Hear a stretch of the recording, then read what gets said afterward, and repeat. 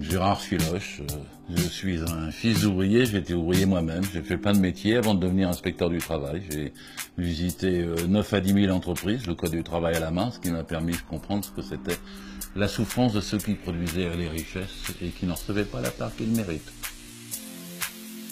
Comment pouvez-vous dire qu'il veut libérer le travail? Il veut exploiter davantage les travailleurs. Pour ça, il veut permettre que les patrons puissent les licencier, les menacer. Il veut que leur CDI soit moins solide, que le licenciement soit plus rapide, qu'il n'y ait pas de, même pour les patrons voyous et délinquants qui n'ont pas de motif, qu'il n'y ait pas de répression contre eux au prud'homme. Il s'en fout aussi de l'hygiène, de la sécurité et des conditions de travail, puisqu'il veut quasiment faire disparaître ce qu'on appelle les CHSCT, Comité Hygiène, Sécurité, Conditions de Travail. Vous savez pourtant qu'en France, le nombre d'accidents du travail a augmenté ces 2 dernières années. Pas loin de 600 morts chaque année, hein. Ça se dit pas dans les médias. 4500 handicapés du travail. Vous avez vu le scandale de l'amiante, puisqu'il y a eu 100 000 morts. Ça, Macron s'en fout. Il n'a jamais travaillé lui-même.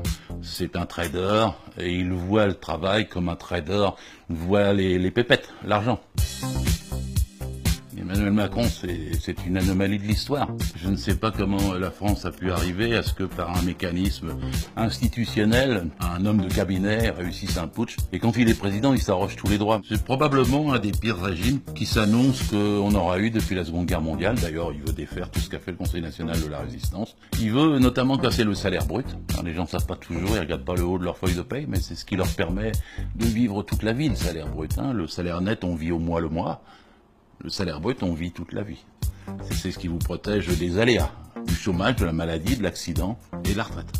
Et tout ceci va disparaître du bulletin de paye dans une manipulation assez gigantesque. Au mois de janvier 2018, en même temps, il ne veut pas qu'il y ait le prélèvement de l'impôt à la source.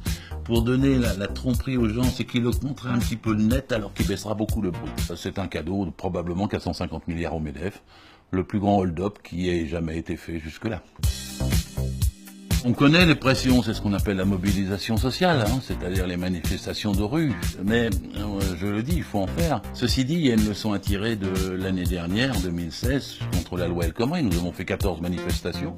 Nous étions archi majoritaires dans l'opinion. Il y avait 80% des gens contre la loi El Khomri. Il y a peut-être eu 3,5 millions de personnes qui ont participé au moins une fois à l'un des défilés et on n'a pas été entendus.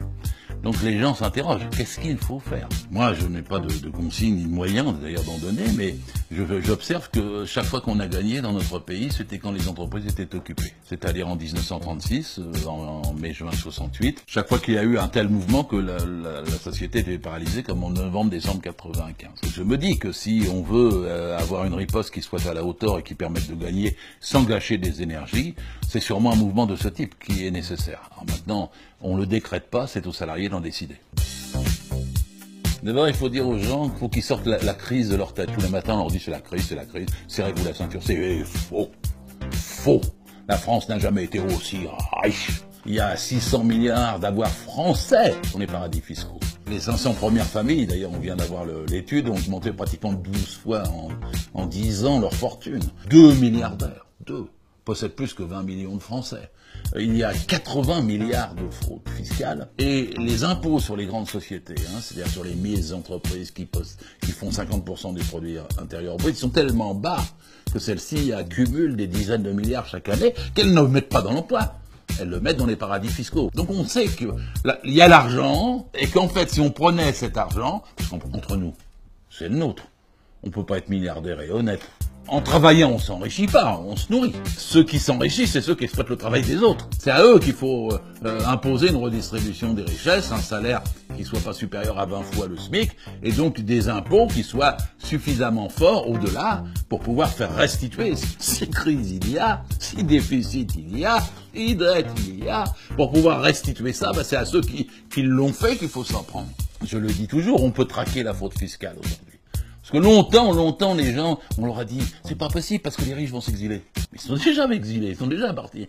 La différence aujourd'hui, c'est que techniquement, on peut avoir chaque centime. Quand c'était Cahuzac qui faisait pas rentrer l'argent, on sait bien pourquoi, il trichait lui-même. Mais après, vous avez vu Cazeneuve, qui a été ministre du budget. Et il a fait rentrer 2 milliards sur 80, mais il en reste 78. Si vous faites rentrer les 78 milliards, on a des infirmières dans les hôpitaux, on a des profs en plus pour les gosses qui décrochent à l'école. On a des routes meilleures et on a du transport gratuit dans la SNCF pour les jeunes. Alors il y a un truc qui s'appelle le verrou de Bercy. Bercy décide de qui il suit ou qui il ne suit pas. Ouais, je propose de faire sauter le verrou de Bercy et de faire qu'on puisse poursuivre et qu'il puisse y avoir des plaintes et qu'on puisse faire le nécessaire pour faire rentrer ces dizaines de milliards. Ça sera beaucoup plus simple que de casser le code du travail. Ouais, battez-vous pour vos salaires. Ne croyez pas qu'il faut baisser le coût du travail. Ce qu'il faut baisser, c'est le coût des dividendes. Jamais il y a eu autant de dividendes que l'année dernière en France. C'est le record de l'histoire de France. Et ils servent à rien. Il ne faut pas croire qu'un jour ils reviennent comme ça, puis qu'ils vont nous ouvrir des usines. Non, ils les ferment pour avoir plus de dividendes. Le combat de millions d'entre nous, de tous les citoyens, c'est d'arrêter la finance là-haut pour de bon. Ils sont trop peu à se goinfrer sur notre dos. Et ça, il faut que ça soit un sentiment partagé jusqu'à ça leur devienne impossible, et ce que la conscience des gens soit telle qu'on puisse effectivement reprendre ce fruit de notre travail, se le partager entre nous. On vivrait tellement mieux. Je sais même pas comment ils peuvent vivre là-haut dans un océan de misère. Ça doit quand même leur poser des problèmes moraux de temps en temps. Je sais que moi, quand je vois la misère dans la rue, et que je sais que je ne peux rien faire pour, que je vois des gamins dormir par terre avec leur famille, que je vois des migrants à Calais, ils gazent leurs affaires, leurs toiles de tente ou leurs fringues, pour pas qu'ils restent. Quand je vois ça, je me dis, je peux pas ne pas bouger. Et à tous ceux qui m'écoutent, je dis bougez aussi, bougez aussi.